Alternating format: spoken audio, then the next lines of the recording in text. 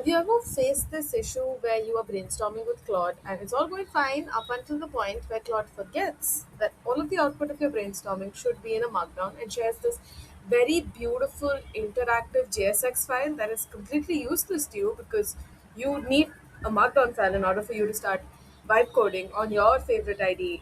So this happened to me for the nth time yesterday morning, and I just had enough of it that I decided I'm going to build a desktop tool that helps me to just convert whatever random output, an HTML file, and a JSX file, or any other output that Claude throws at me.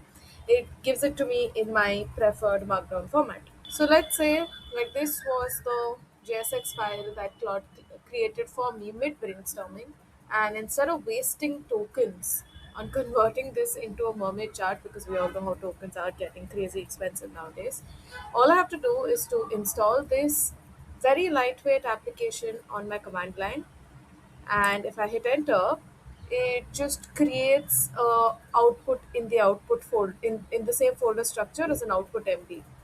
But let's say you don't want it as an output MD. You want to store it in a particular file of yours where you are building out your entire project. So what you can do for that is, now here what I am doing is I am giving it where my input file is.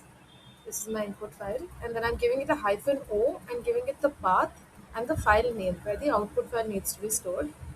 And it processes the file, and if you go into the output folder in the exact name that you need it, it's present. So you can start your vibe coding right away. I've also created this GUI in case you don't like using command prompt and are more of a GUI sort of a person.